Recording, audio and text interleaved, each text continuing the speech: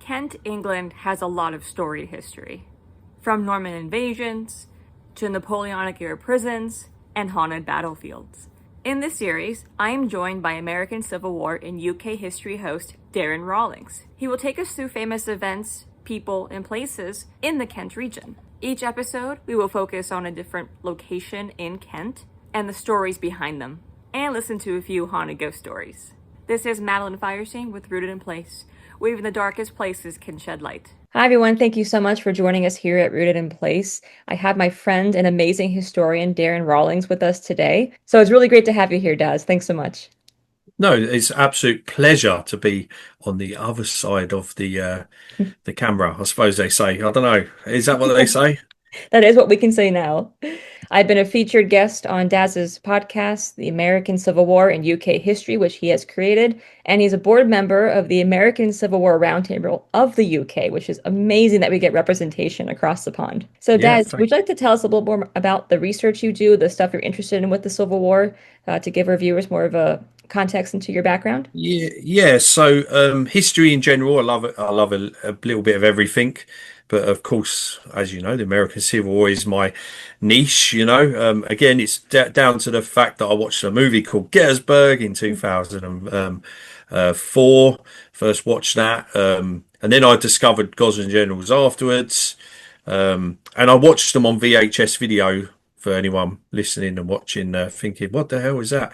Yeah, so you actually physically had to get off your backside and Yep. put the cassette in the player.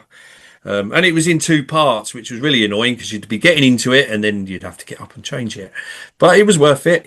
So, growing up in Kent, so much history around here. It's unbelievable. I grew up in a railway town called Ashford in Kent.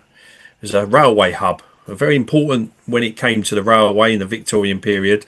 So we always had that. There was a railway museum there, actually. So I used to go see that every now and then.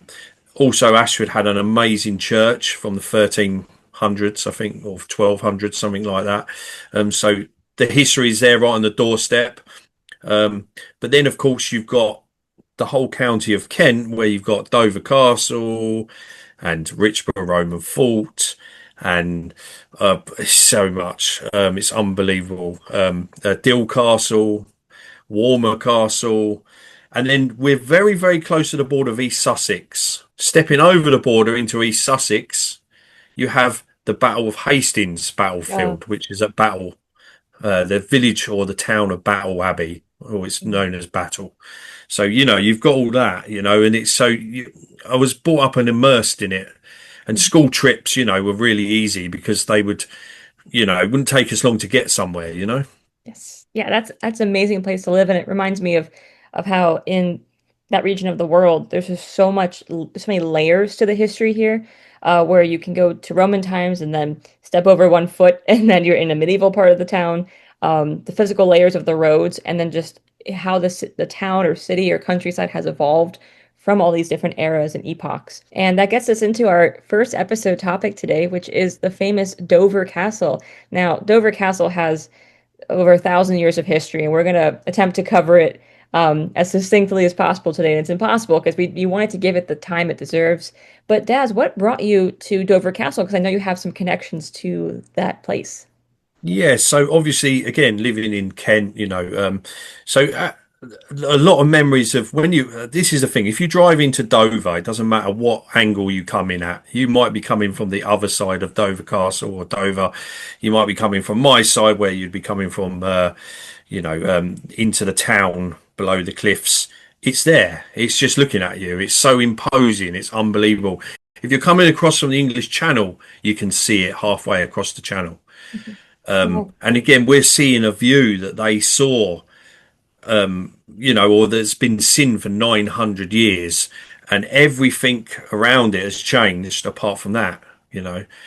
But for me, so my mum used to take me to a lot of these places, and Dover would be one of those places. But again, just driving so my granddad used to have a cottage in France, and of course, being so close to the port, you can't help but notice this massive castle up there on the Yeah. on the cliff, as you're driving in. So it doesn't matter what point of entry you come into Dover, you see it.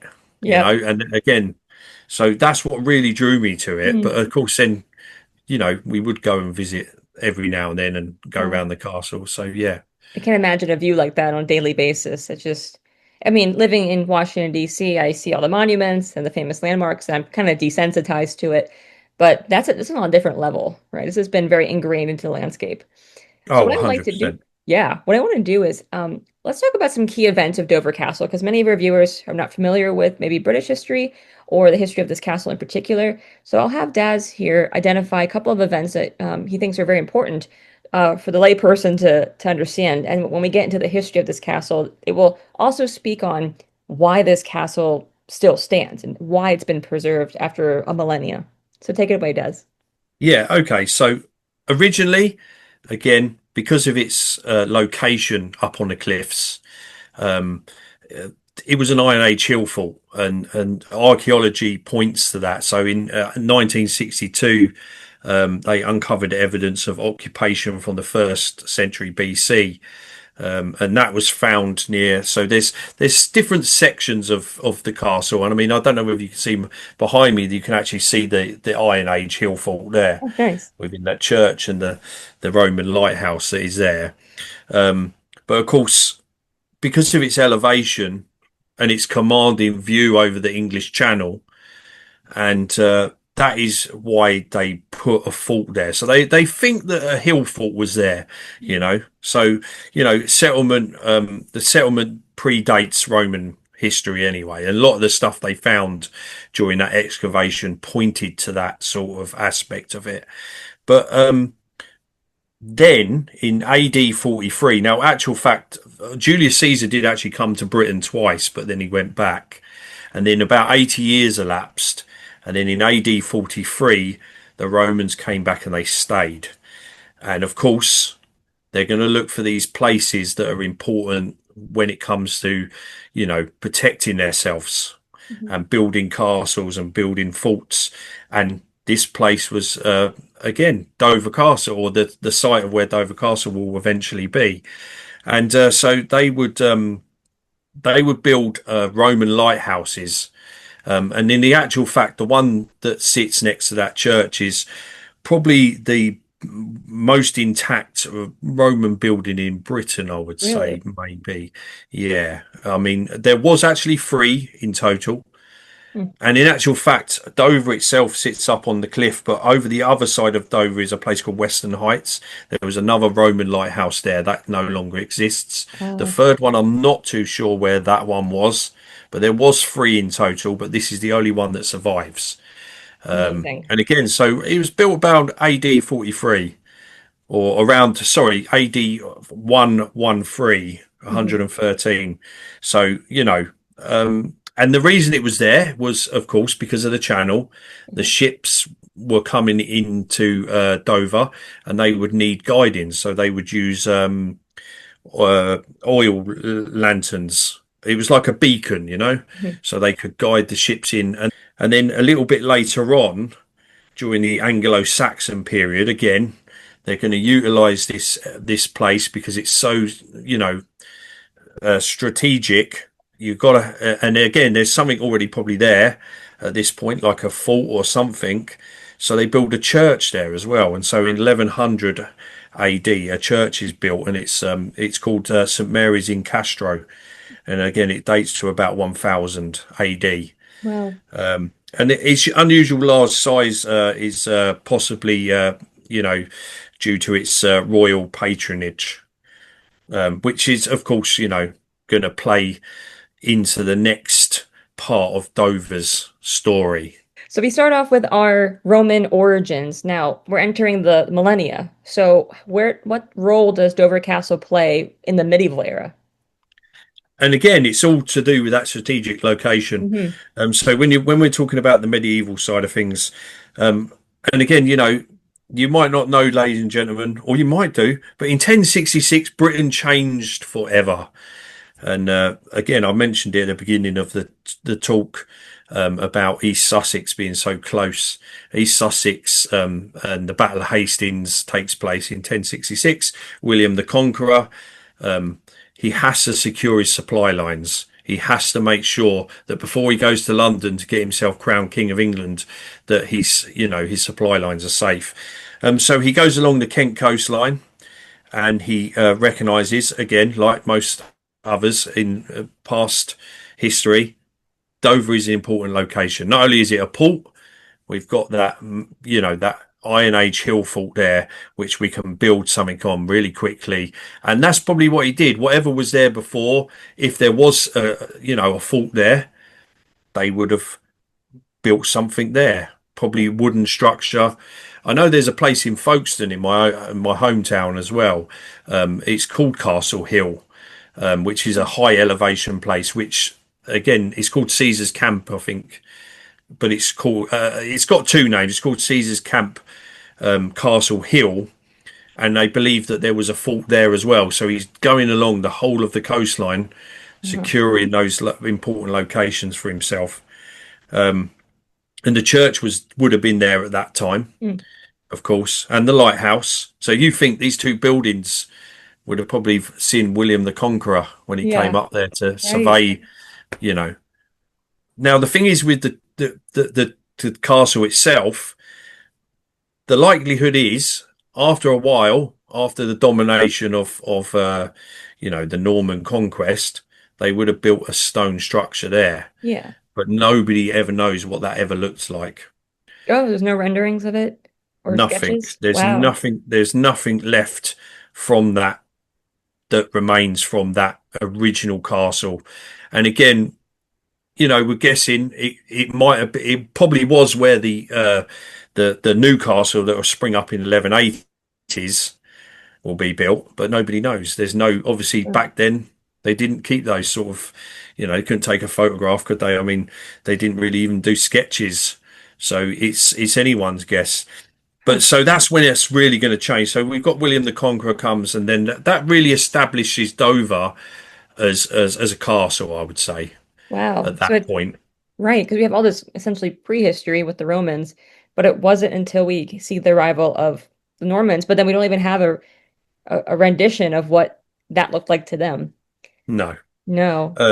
I mean, you can probably sort of, which is strange because most of the stuff that William built Yeah. is still on this landscape today. So we've got Rochester Castle, we've got the Tower of London, which is the most, Right. you know, Iconic and one. and Yeah. also Windsor Castle. So, but when you look at the Tower of London, yeah, they take that similar design when they design Dover, that Oh, square keep. You've got yeah. the square keep. It's a really important design. Now, Rochester's very similar, but again, when William built something, it withstood time. Yes. It's like I said, the White Tower in the tower, inside the Tower of London has been there 1,000 years, and Amazing. so it's very unusual Yes. not to have something that remained from William's time. We get a new king on the throne, and his name was Henry II. Now, Henry II was established a well-established king within France. He established a lot of land in France, and at one point he was going to host the King of France. So he wanted somewhere nice to host him, and he was like, "Well, I don't like what's here at the moment. Let's tear that down and build something new." Hmm. And so what you see is the new castle spring up from that. So they build the inner bailey and the tower and the keep that's inside Dover now, and that's square shaped. Again, they're keeping in that tradition of those square shaped type of castles from that time period. But there was another reason as well. Is Henry II is famous for apparently ordering the death and the murder of Thomas Becket. And Oh. Thomas Becket was murdered in Canterbury Cathedral by three knights. Now, Thomas Becket, sorry, and Henry II were apparently very good friends. They fell out. Of course, when you're Archbishop of Canterbury, you're very, very high up on the Yeah. pecking order of things in this country at that time. So you're basically like the Prime Minister. Uh-huh. That's how I would describe Thomas Becket at the time. But anyway, they fell out, and he got murdered in Canterbury Cathedral. Oh. And I think Henry was feeling very guilty about this. So it was a place for pilgrims to stop when they came across from Europe, they would stop in Dover first before they went on the road to Canterbury. And now there's an old road Mm. called the A2. The A2 goes from Dover all the way to Canterbury, through Canterbury to London. So it would make sense to have something in this time period for Yeah, people to stop along the way on their journey to yeah. go and pray at the shrine of Thomas Becket, So is who the again, A2 like kind of the old pilgrimage road? yeah, Yeah, basically, pretty much, yeah. amazing. And there's lots of roads around here called Pilgrim's Way. So, Really? Yeah.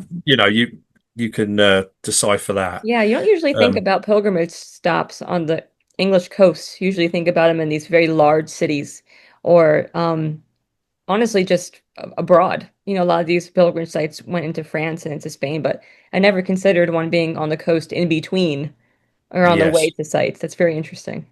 Yeah, and it's so again this is, but also with inside Dover Castle itself, there was a shrine to Thomas Becket as well. So there's a chapel Oh, inside Dover Castle yeah.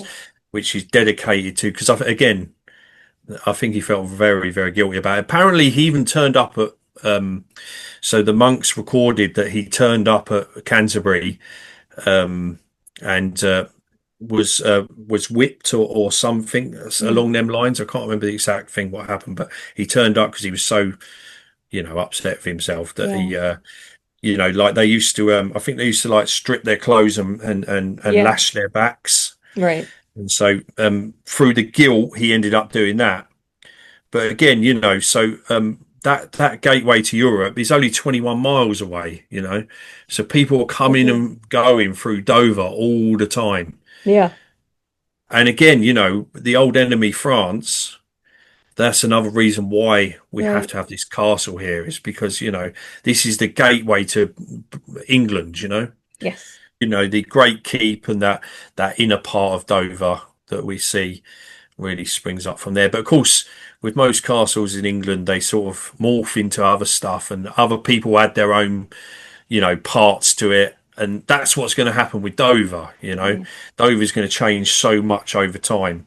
And then you end up getting an outer wall and then another wall around that one. And before you know it, it's a whole barracks and everything else that goes with Yeah. it. Tell me about speaking of the walls and the barricading of this castle, this really important siege of Dover, and how it became England's defiant fortress. There's a king in called King John, and he is actually the son of Henry II. Oh, Now, Henry II didn't want to give the throne to John, but through deaths of other brothers, he ends up inheriting the throne. One of the guys that died, or one of the kings that dies before John takes the throne, is actually Richard the Lionheart. oh, okay, yeah. Richard the Lionheart dies in battle in France. Mm, Um, what happens is when John comes to the throne, he loses a lot of that land that his father had won in France. And so, he's not very well liked. mm. And his barons turn against him. King John decides to go to war against his barons. And we get a thing called Magna Carta comes up from that. And I believe that the American institution is sort of roughly taken a little bit from Magna Carta. Yes, it Or is. the That's a Yeah, fact. so it's an important document. He goes to war. It's basically a civil war. But the French, as I said, they've always been that enemy. They want to get Yeah. involved, and they do get involved. And Prince Philip of France decides he's going to come to England, and again, because of those connections from the past, believes that he has a right to the English throne. And Hmm. King John is up in northern England at this point, fighting these barons in all these battles that are going on. They decide some of these key barons that are in London to pronounce the prince as king of England. Oh boy, But that's a fire starter. he wants to take some of the important strategic locations. So Windsor Castle is one of them, Hmm. and Dover is another one.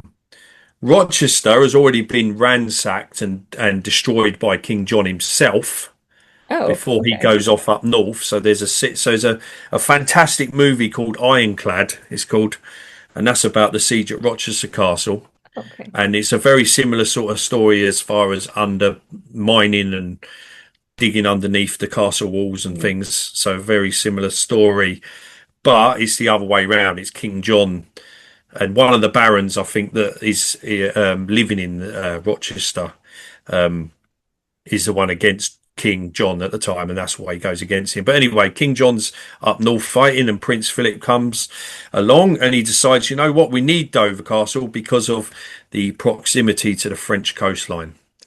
You Mm. know, so this would be an important base for put our soldiers, build up, more of an army, so we can then go on and take on King John maybe later on, say for instance. And again, because of its location, it's so important.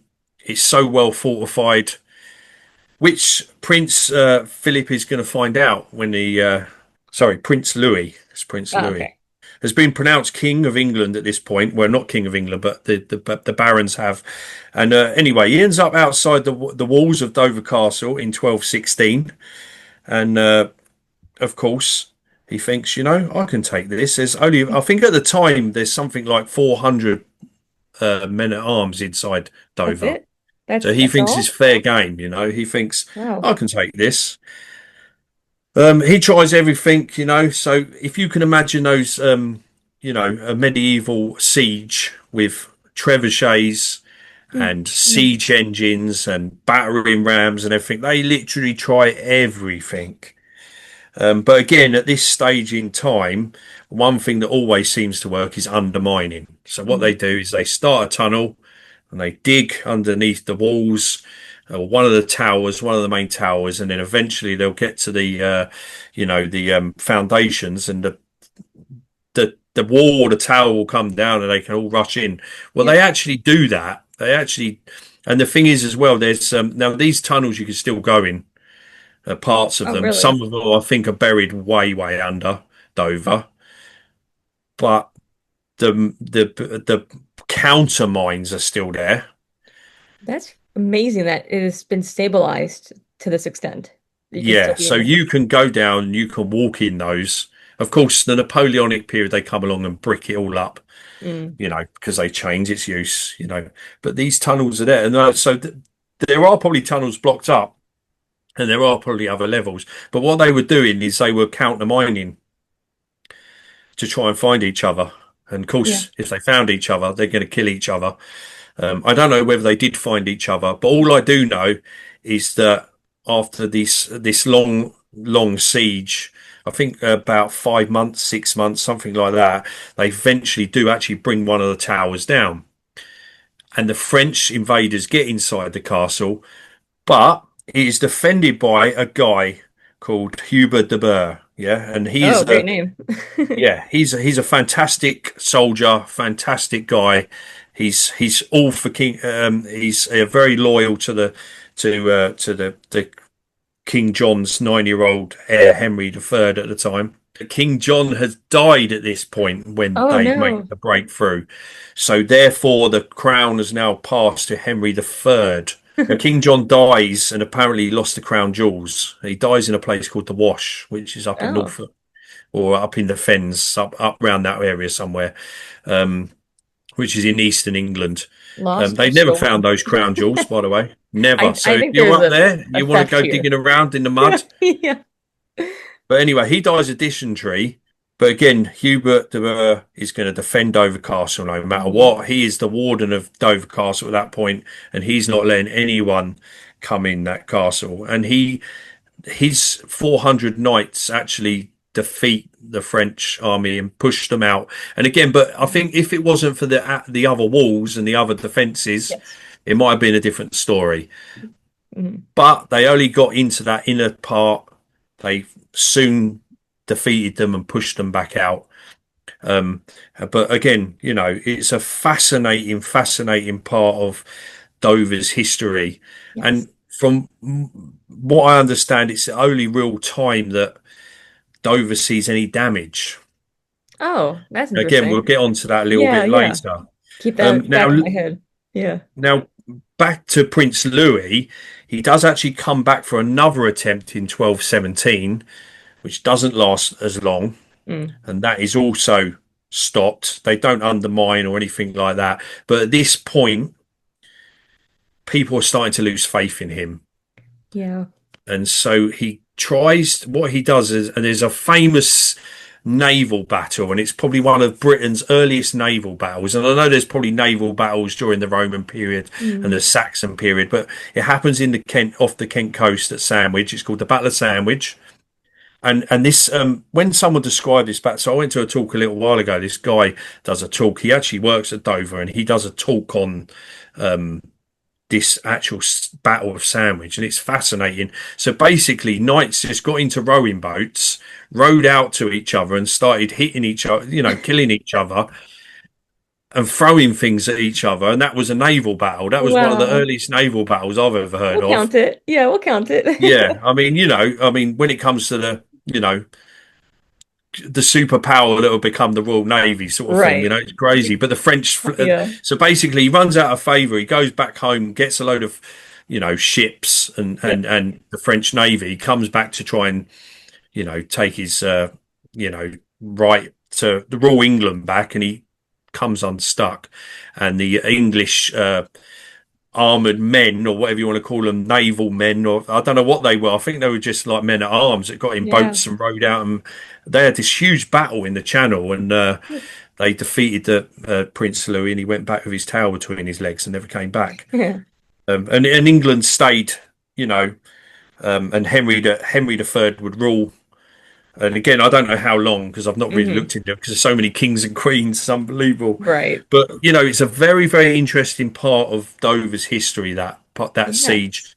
Dover recently they closed quite a bit of the site off for a little while, and then I went back. I think it was last summer, and they'd opened this new exhibition that's dedicated to the siege, and it's Oh, so that's fantastic, it's unbelievable.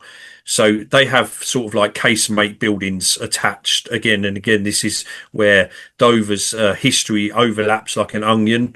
you yeah. know you're peeling back all these layers. They've got like Napoleonic barracks with inside the walls. And so Wow. they took some of these spaces which were basically sitting there derelict and doing Hmm. nothing, and they've built this exhibition which is going to be there forever now. Hmm. And it's dedicated to this siege and this amazing part of Dover's history.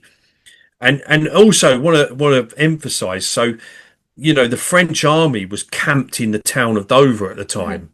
So even though it was probably smaller than it is now, like, so when we've had the conversation about an occupying army in Alexandria, Yeah. can you imagine all these French soldiers No. sitting in your town, camped outside Dover Castle, nicking all your food? And I mean, it must have been horrible Yeah. suffering on another level for everybody involved. Yeah. You know, must have been awful. But yeah, it's a fascinating part of Dover. It's always been one of my favourite sort of stories. There's another aspect of the castle, which we're not done with it yet. We're just getting started with it. Oh no, God, About I've run the out of war. breath. Moving into the War of Spanish Succession and the prisoners held at Dover Castle. First, I want to hear about how Britain got involved with the War of Spanish Succession. It seems they wouldn't be involved in that. This Yeah, seems so this foreign. is really, really interesting. Uh-huh. And again, this is the early stages of the British Empire. Britain's trying to find its way in the world, and France and Spain are always that arch enemy. Well, more France than anything, but they're concerned because a Spanish king dies, and they fear that France and Spain are going to come together and unite. And Britain can't have this. We're like, no, we can't have this. So they decide to get involved. Again, it's all to do with Britain trying to get control at that Mhm. period of time of the seas and everything that goes with it. So they can't have Spain and France coming together.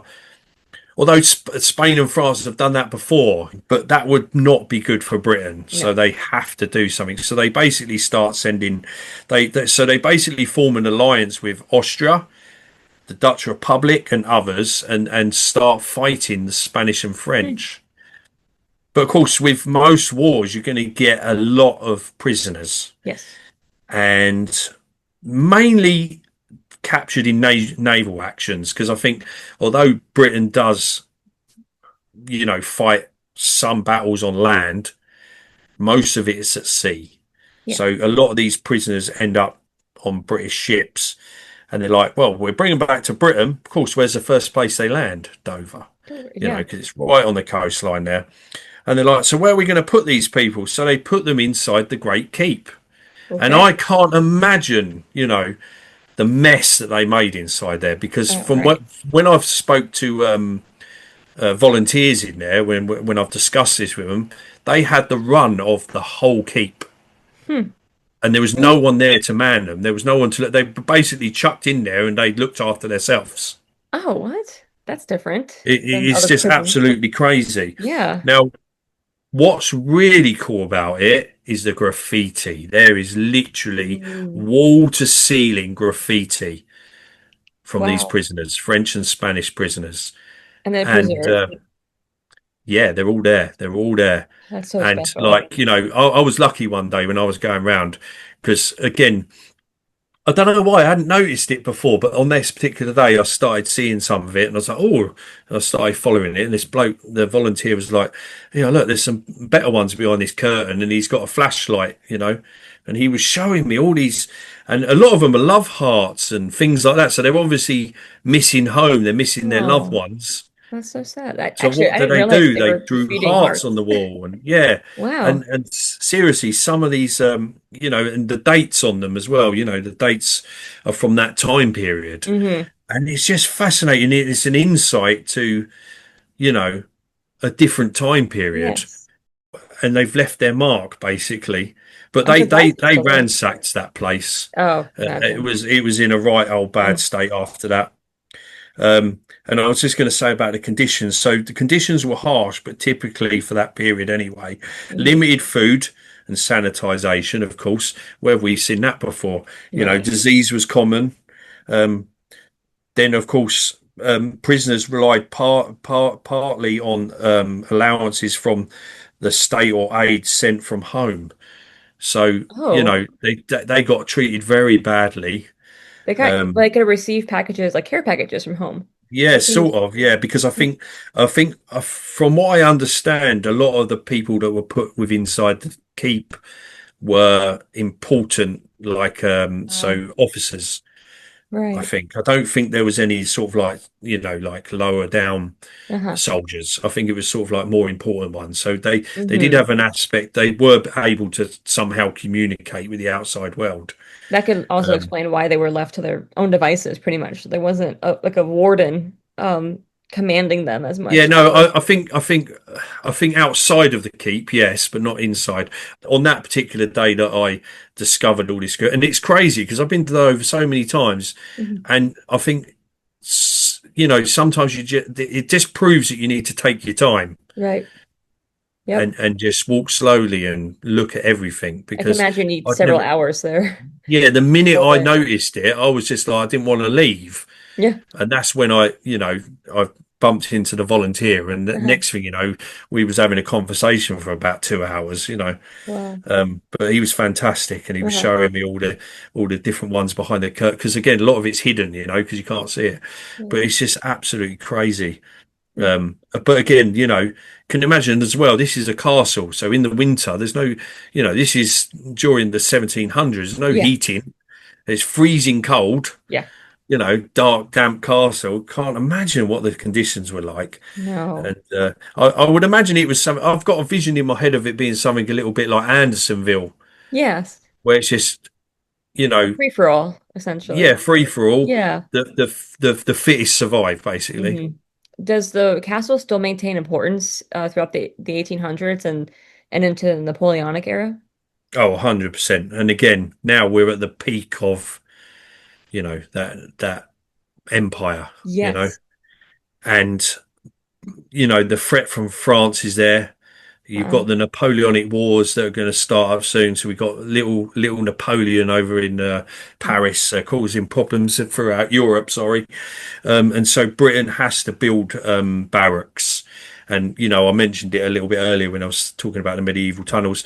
So with inside the actual castle itself, where the Great Tower is, They built barracks in there throughout that period, and even through the revolutionary period. Yeah. From that sort of period, it sort of becomes a barracks, Yeah. pretty much a little bit after the Spanish War of Succession, you start seeing Dover more as a barracks than an Like a actual base. castle. Yeah, Yeah. because Like a staging grounds. nobody Mhm. lives in that castle. This is a medieval Oh, castle. It's yeah. not comfortable. Right. You Right. go in there today, it feels cold. It's like I Yeah. can't imagine. You wouldn't want to live inside there. It's a Oh, heating it castle. would be a nightmare. Well, yeah, Yeah. exactly. But you see things like artillery batteries, and one thing they do is so before this period, the roof is actually a wooden vaulted roof. Mm. They get rid of that and they put a brick roof up there, and they reinforce it so they can put guns up there. And that's pretty impressive because Yeah. it allows us tourists and us Right. visitors to go and stand on the roof. Mm. And so that picture you see behind me is Yeah. from that roof, you know, Ooh, and okay. you get literally a 360-degree view of the whole of Dover, and on a sunny day, the French coastline. Oh, that you can see So that it's far. pretty impressive. Yeah, it's pretty That really impressive. speaks to the strategic importance, especially during the Napoleonic era when the Oh, threat is back from France. 100%. That build up of troops in Dover, they need somewhere for them to go. And Dover Castle itself is not big enough. So they decide to build underneath Dover Castle. And that's when they start digging tunnels. Extensive tunnel network and underground barracks were built. So they had a casemate under there. They've got a casemate under there and everything. They had a officers' mess room and everything. They built Wow, into the chalk. Now, it could fit about 2,000 soldiers down there. that's insane that this foundation was stable enough to I allow know, I this know, yeah. underground world. Now, the opposite side of Dover, as I've mentioned, is a place called Western Heights. Mm. And that is, I mean, I've not even scratched the surface with that place. I mean, it is looked after by English Heritage, but there's an association that looks after it as well. But there was a massive barracks there. The redoubt, the drop redoubt is still there. Part of it was actually converted into a prison at one point. I Of don't think it's a course. prison anymore, Uh-huh. but seriously, this place, and it's a bit spooky. Oh I yeah. remember going there. I remember going there a little while back, just after COVID, and walking around, and I didn't. And so you can still see sort of like the foundations of some of the old buildings. Hmm. It's all overgrown, but it just felt a bit weird. Ooh, I don't know. I love that. never went in I the can feel the actual vibes. redoubt. If you ever get a chance to look on Google Maps, people, have a look over at Western Heights and you'll see the structure that's there. But anyway, these tunnels, they're roughly 1.5 miles. And these were hand dug by soldiers with pickaxes. Takes And forever. we're talking chalk. Yeah. And this was, so recently when I went a little while back, one of the volunteers or one of the guides was trying to rush me down the tunnel. I was like, wait, I want to look at the pickaxe marks. Yeah. Just calm down a minute. I'm not finished. I do not like being But rushed anyway, in a museum. yeah, I Absolutely not. don't like being rushed. I wanted to see like because you know there must have been some real suffering in there, Yeah. but like you sort of connect with it. You can see the pickaxe marks on Yeah. the chalk that's going down into these tunnels. Yes. But yes, so extensive barracks, extensive works and there was kitchens and stores and everything you could think of down there. But again, this was all because we was concerned that Mr. Little Napoleon across the channel was going to come across and, you know, try and invade England. So yeah, extensive works, and it was probably the most, and it was the most work that had been undertaken or the largest overhaul since Henry II. So really huge point in Dover's history. Like 500 years later, almost like five, six Yeah, hundred years near later. enough. Yeah. Now, the next major expansion will happen a little bit later in the 20th Yes. century, right? Yes. Hmm. So two more levels. Well, another level is added. Um, and also a World War II hospital. So in 1941, on the same level as the Napoleonic tunnels next door, and I think some of it might have already been there, Hmm. so they didn't have to do too much. But of course, this is 1940s, a lot easier. They probably got machines by then or Yeah. machinery. But they build and again, they think that there was sort of a hospital there anyway during that Yeah. Napoleonic period, because the Napoleonic Wars were happening in Right. Europe. So the wounded were probably coming through Oh, Dover 100% and hospital ended ship. up in that Mhm. hospital.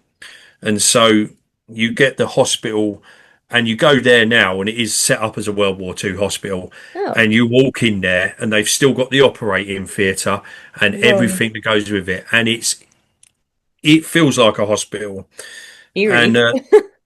the last guy that took me round there, so there's some iron cladding that goes sort of in the tunnel Mm. to shore it up. Apparently, we bought that off of the Americans, and we only just finished paying it off in the 2000s. No, really? It must have been so Yeah, that's what he expensive. said. Yeah, but yeah, during World War II, this was a really important period for Dover's history, and so those Napoleonic tunnels were reinvented and reused. Hmm. And you're going to see a thing called Operation Dynamo is going to be conducted from the tunnels underneath Dover Castle.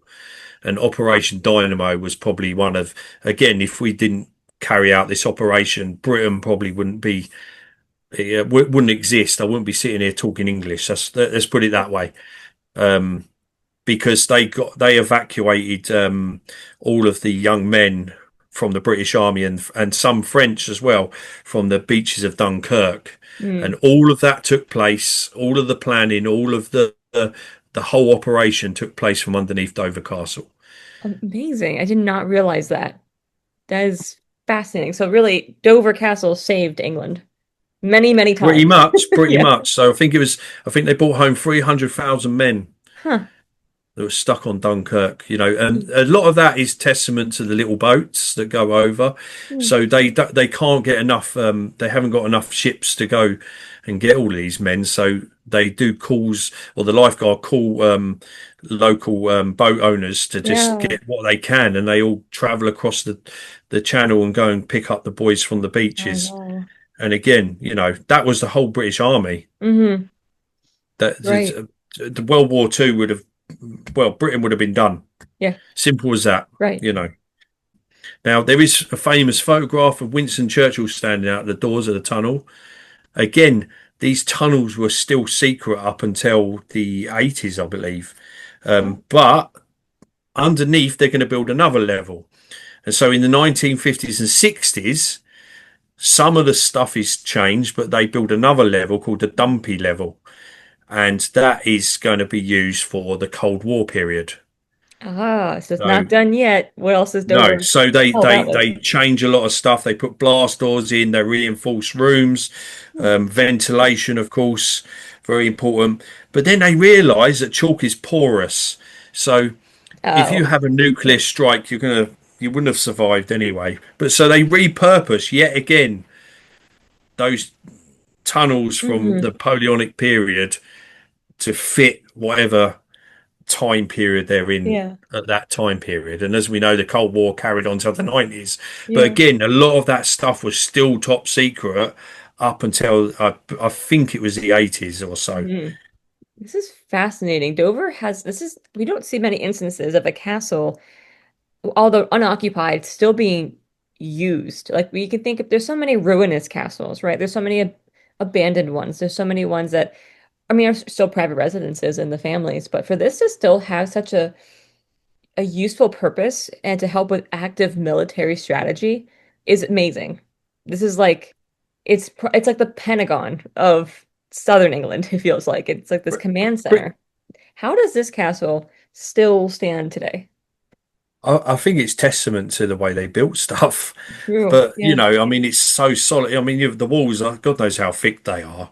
Uh-huh. But like you said as well, they tunneled all those tunnels under the chalk, so how's Yeah. it all standing there still? True. I It would have don't, just sunk it otherwise. baffles me, it's from what I understand, Mhm. again, it has been, and it is the most complete medieval castles in England. Wow. I mean, when we're talking about the inner keep, it's never been touched. Yeah. And even during, like so during the bombing of England or Britain during World War II, so for instance, say like the Blitz, But I understand it that obviously Adolf Hitler changes his tactics Yeah. sort of bit through the bombing campaign. At first they're targeting sort of like airfields, then they Hmm. change that obviously to the cities and London and Coventry. And some of the important landmarks around Britain get damaged. But from what I understand, he likes the thought of being in Dover Castle and Hmm. using it as a base. And so, from what I understand, that's why it never got bombed during World War II. I mean, it could be wrong, but as far as I know, it never got touched by anything. Now, the Yeah. thing is, the French coastline, as I said, is only 21 miles. Dover town was extensively bombed from the French coastline Yeah. constantly. People were, I know of someone that died in the high street that was just walking along one day and a bomb came and bam, that was it, you know? Hmm. So, and it's so visible. So I think Yes. from what I understand, there was instruction not to hit Dover, but I could be Hmm. wrong. I mean, You there's know. something, of course, very special about that, that it was selected to be preserved. But then when you think about, ooh, it kind of gives like a heebie-jeebie feeling that it was preserved by the Nazis for their eventual use. So it's like, well, thank Hmm. you for that, but back off. Yeah, yeah, We move into the spectacular ghost stories because you have told us, I mean, this is just a snippet of Dover's history, but from what we've been discussing, it's incredibly haunted. I mean, anybody can probably experience a whole bunch of ghosts in there from different eras. And I would like to hear some of your experiences, those that you know, or from the volunteers, some of the famous ones, about what kind of feelings and hauntings are happening at Dover Castle. yeah. So myself, I've never experienced anything there, we'll say, but then, I think if you spend a long time somewhere, you probably would do. Hmm. But the most famous story, and I remember, I don't know whether it was on the local news once, it made the local news, I'm sure it did, or it was maybe a TV show, on the local channel here. But there's always been a story of a headless drummer boy. Uh-huh. And this is the most famous tale. It involves a young drummer boy who gets murdered and decapitated in the tunnels for a large sum of money he was Oh. carrying during the Napoleonic Wars. And by all accounts, his headless spirit is seen on the battlements. I did have a conversation with one of the volunteers one Mm. afternoon when I was walking around there, and I said, "What's it like locking up at night, mate? It must be really spooky." And he said, "Because I know because I also do stuff down at Deal Castle, and Mm. sometimes they have sort of private events. And so once all the people go home, it's just you and a couple of people left, Yeah. and." Places like that can feel pretty eerie. So I just said, Mm. "What's it like?" He said, "At 2 o'clock in the morning, when you're going round locking that up, that is spooky." Oh. He said, "I don't care whether you believe in, you know, ghosts or whatever, but I'm telling you now," he said, "you're constantly looking behind you Yeah. because it just feels." Mm. But I suppose it would do. It's Mhm. it's nearly 1,000 years old, you know? Yeah. And it's saying such a dark, dark history. Yeah. But again, this is the most famous story. Mhm. There is another one about a lady in red. Who hasn't heard about the lady in the was it the lady in white, the lady in black, Yeah, the yeah, lady, right. you know? But apparently there's a spectacular lady in a crimson dress, sometimes with a cavalier. Why a cavalier, I have no idea. Apparently, this is sin wandering the castle grounds, particularly near the king's chamber. Now, the king's Yeah, chamber's up in the keep itself. right. And so, yeah, apparently people have seen that. But then also, and this is not that long ago, so we're talking about 80 odd years ago, Yeah. people have said that there's a remnants of World War II. Hmm. And they say that they hear sounds like screams, voices, doors opening, unexplained cold spots, phantom Mm. footsteps reported, and even sounds of that period. More So like music. almost like the hustle and bustle of Uh-huh. what's going on down in those Like tunnels. almost like boots Yeah, walking, or during maybe that it's busy period, typewriters. the Yeah. type, that sort of. So people said they've heard that. Again, I don't know. I mean, if you're going there, or as a guest, and they might have a little record, a little tape player down in the corner. Right. I would say if there, for me, I believe that if, I mean, again, there was such a concentration of Energy. that energy that's Yeah. left over from that time period. Yeah, maybe, you know, because it was, these people were cramped down in those tunnels. Yeah. And again, there was a lot of space, but they were cramped down there. When the bombing rains are going off, Mhm.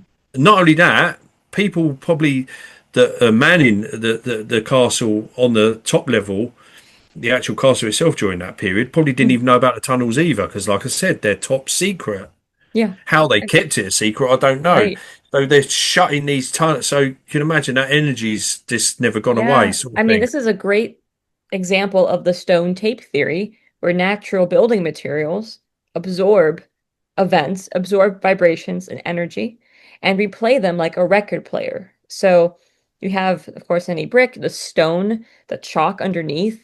If like there's a prisoner who from the Napoleonic era, and he's locked up, and all the soldiers who are graffitiing, them touching the walls, their sadness or their stress, or even way back into the siege, anyone who was stressed or scared, in World War II, any soldier who had passed, like all of that, those emotions have to go somewhere, and they get absorbed into the walls and the floorboards, and it replays them. So that's what leads to those eerie feelings and the residual haunting. So that could be what those screams and talkings are.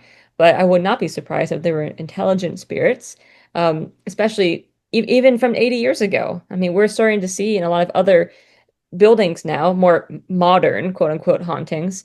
Um, but it's no longer just the typical Victorian ghost anymore, is it? Hmm. Yeah. And so I mean, I'd even say like places like Gettysburg, say for instance, Yeah. where something massive has happened, there Hmm. is some kind of residual energy Yep. left behind. I believe. I just Right. feel like that is the case. And again, I can, again, I've not been up there when it's late at night, but I don't think I'd want to go up there late Yeah. at night on my own. I just don't think I could do it, No. because it is eerie. Yeah, It when I just worked in is. the museum world, and in the winter, of course, it would start getting dark at 4 p.m. Um, in the winters, when we turn off all the lights in this 18th century house, we would start at the top because it was so dark in the house that when you turn off the lights, it felt like you were just covered in a blanket of darkness. And I would be in a room, one of the bedrooms or dining rooms on the upper floors, and then no one's there, but the minute the lights go off, it feels like it's a very crowded space all of a sudden. Hmm. And so in the winter, we start on the third floor and then go all the way down to the first floor. But in the summers, we can just, turn the lights off and stand and still be bright. But there's something about the darker months that just make it feel a lot more like a crowded space. And this is why I feel like you can easily tell a space is haunted, not just because of your personal experiences of seeing or hearing something, but if you're in an empty space and it feels like the room has a dozen people in it, that's that energy circulating and replaying. If you visit Kent, it has to be on the list of This is a places to must go. see. You cannot come It to has to Kent be. without seeing Dover Castle. I Has suspect to you won't be. be able to drive in Kent without seeing it, though, from how big it is. So, Hmm. well, excellent. Thank you so much, Darren, for speaking with us today about Dover Castle. Again, folks, this is episode 1 of our Haunted Kent series. So, Daz will be back for later episodes to speak about other Kentish hauntings. Thanks so much.